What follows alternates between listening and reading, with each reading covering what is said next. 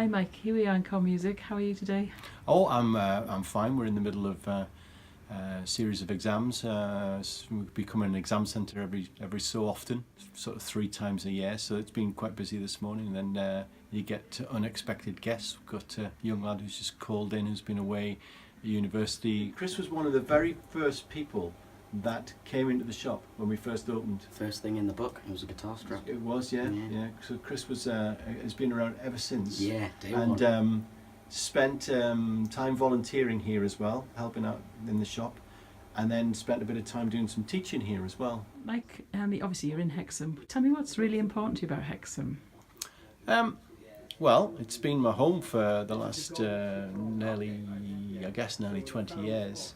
And before that I used to spend a lot of time in Hexham anyway, with friends and bands I was playing with, that kind of thing. So I've known it for a long time. We've seen some of the businesses closing around in Hexham. Yeah. What's your vision for the future to keep sustainable? Well, I think what we have to do as a town is provide activities and experiences for people that will encourage and make them want to come and see us, see Hexham and see what it has to offer. During our first 10 years, things have changed quite dramatically in our initial kind of thoughts about what we wanted to do. You know, the simple model we had was, we'll start a shop, we'll do some lessons, we'll get people to buy things in the shop, and we'll use the profits from that to invest in other activities and other things like that. Well, the way retail has gone and the way retail is going, it's not as easy as that. So we need some kind of other type of investment in order that we can develop new strains of activity, new streams of activity that will help us to get to that sustainable level that we want to get to. We don't want to be an organisation that has to rely on grant funding. We've always wanted to be somewhere where eventually through the activities that we do, we can generate enough income to not just to survive, but actually to grow and to employ more people. For instance, offering things like songwriting weekends, master classes in various instruments, workshops doing learning to play, have taster sessions in various instruments, that kind of thing. Presents for mum and dad, a drum session, have a go sessions, that kind of thing. We can look at things like building a band, come and play in a band. I mean, so many older people I speak to, adults, dads particularly, I have to say, but it would be great if we can encourage mums as well to think, actually, I'd love to play in a band, I'd love to have a go at playing in a band. And we can provide that kind of experience, and we can integrate that with young people, helping with that as well, with the skills that they have.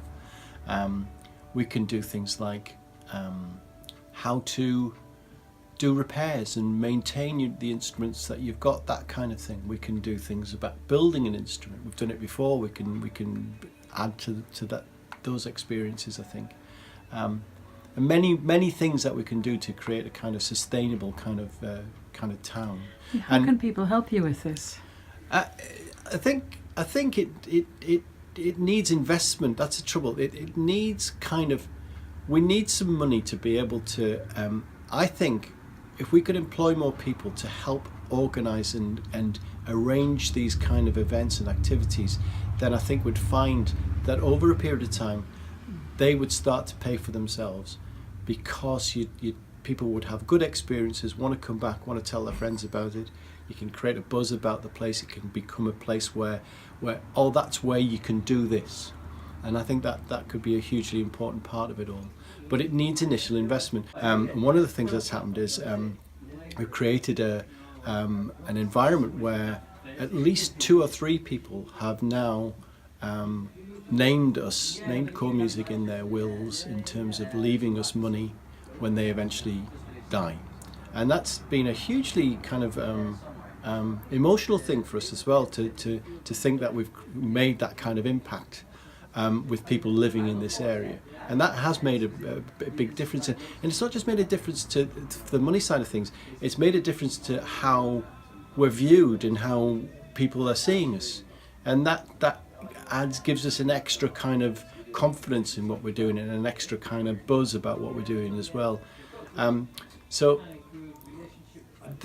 they're the kind of things I think if we can create an environment and an atmosphere where people are valuing what we're doing in that kind of sense, and if we can add to that by putting in some experiences that are going to encourage more people to get involved and encourage more people to take part in various types of music activity, then that can only be a good thing for the town. One of the latest ideas we've had is to create a space where, which we think would work really well, where people can come and almost like a rehearsal space, but an enhanced rehearsal space where you could have things like band mentoring going on.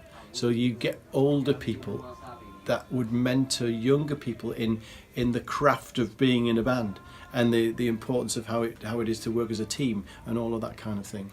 And that could also incorporate a recording space as well.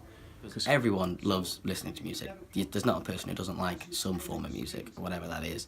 And like even the people who think, you know, they want to have less music taught in schools, or, you know, less money put towards anything creative, they still love music themselves.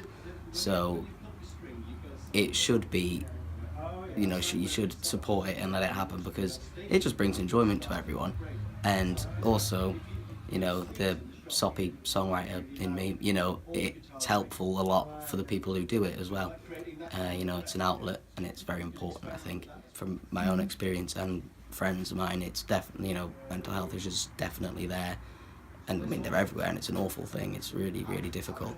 And music is a pretty solid way of, you know, coping or dealing with it, and it's very important. And as you say, that sort of community thing is what Core's really good at, because, you know, you can come in and, you know, whenever, and you can find something or someone that helps you.